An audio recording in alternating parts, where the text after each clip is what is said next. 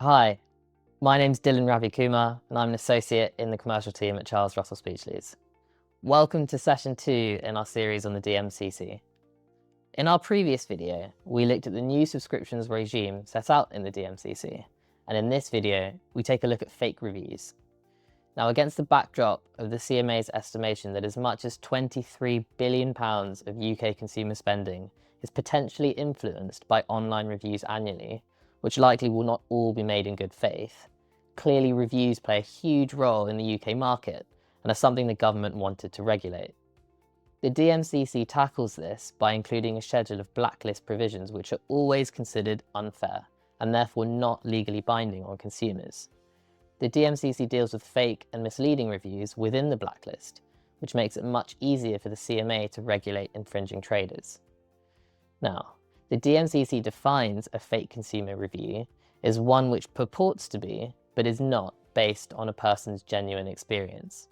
With respect to publishing consumer reviews in a misleading way, the legislation gives a non-exhaustive list of examples, such as when promoting positive reviews, a positive review is given greater prominence by a business than a negative review, filtering out negative reviews, i.e. when negative reviews are not published or removed and only positive reviews are published, or thirdly, incentivized reviews, where a review has been incentivized by the trader, for example, in exchange for a gifted product.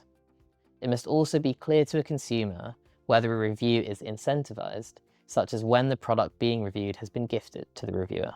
You may have heard on the news that the CMA had been investigating some of Amazon and Google's business practices. Until earlier this year, they had been under investigation by the CMA regarding whether they had taken sufficient action to protect consumers against fake or misleading reviews. Both companies failed to meet the expected standards and consequently have had to provide undertakings to the CMA.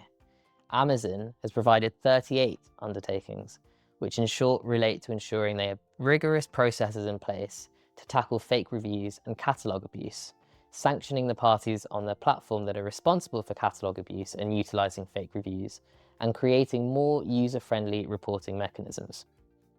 Catalogue abuse is different to fake reviews.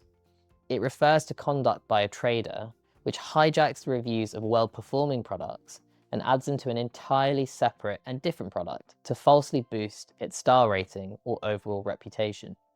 If a consumer is not paying close attention, it could be misled as to the quality of the products being sold by the infringing trader. Platforms which allow third-party sellers to sell through them should therefore be alive to this risk.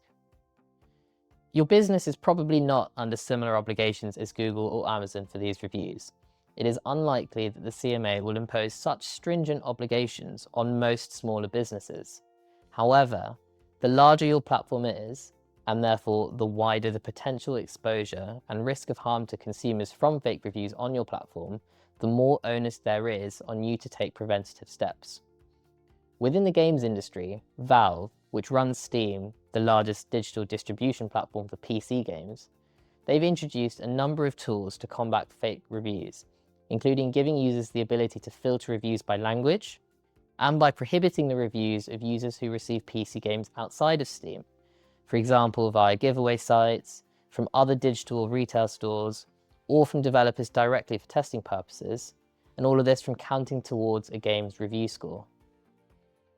When it comes to complying with the DMCC on fake reviews, we recommend that businesses check out the CMA's guidance from April of this year on how best to comply with the fake reviews regime. In particular, the CMA states that businesses must take reasonable and proportionate steps that sufficiently protect consumers from the risks around fake reviews. Whilst this will vary depending on the type of business and the impact of the information provided to the consumer, the CMA recommends 2 key components for compliance with the DMCC. Number 1, maintain a clear policy on the prevention and removal of false and misleading consumer review information. And number 2, assess the risks of such information appearing on your own media and take reasonable and proportionate steps to address those issues or risks. Due to the relatively recent introduction of these rules and the CMA's 3-month grace period which expired in June, there has been little practical enforcement yet. However, At the end of July, the CMA reported that it had investigated 100 businesses for how they were tackling fake or misleading reviews, and found that 54 of those businesses could be failing to comply with the regulations. The CMA has asked those 54 businesses to explain why they are failing to comply and what steps they are taking to rectify this. There will likely be some useful compliance tips coming out of this, so stay tuned. Thank you for watching, and stay tuned for our next episode on the DMCC.